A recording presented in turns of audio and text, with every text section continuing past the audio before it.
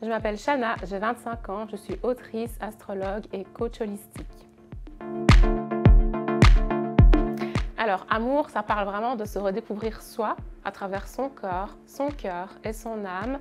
Ça permet tout simplement de voir tout le panel d'outils de développement personnel qui peuvent en fait nous aider à mieux s'aimer soi, à mieux aimer l'autre et à mieux aimer les gens autour de soi.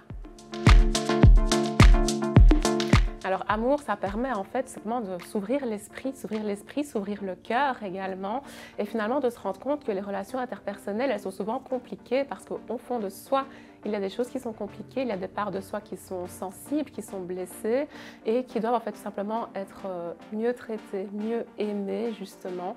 Et la lecture en fait d'amour permet à la lectrice de se reconnecter à soi, à ce qu'elle doit aimer chez elle dans son potentiel unique, inné, et comment bien traiter en fait sa propre personne. Alors, amour est divisé en 3 grandes parties. Donc, il y a la première partie qui est dédiée au corps, au rapport au corps. Est-ce qu'on aime son corps? Est-ce qu'on est associé à son corps? Il y a tout l'aspect astro qui va venir se mêler au rapport au corps.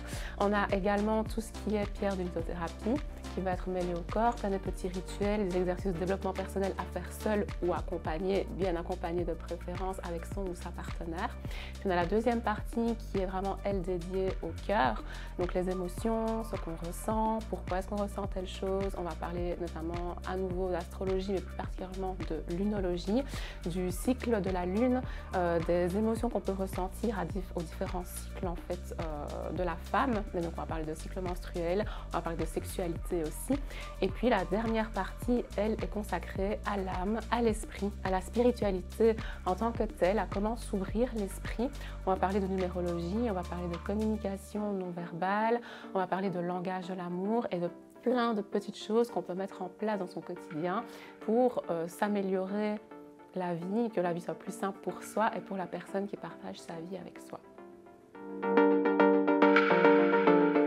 3 raisons de lire Amour. Amour est pluridisciplinaire, donc on parle d'astro, on parle de yoga, on parle de lithothérapie, on parle de numérologie, on parle de communication non verbale, on parle de plein de choses qui sont hyper intéressantes.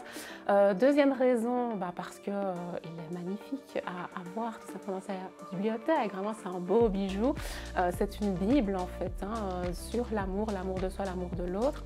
Et troisième raison, tout simplement parce que ça permet d'avoir une autre ouverture sur le monde et sur le monde qui nous entoure.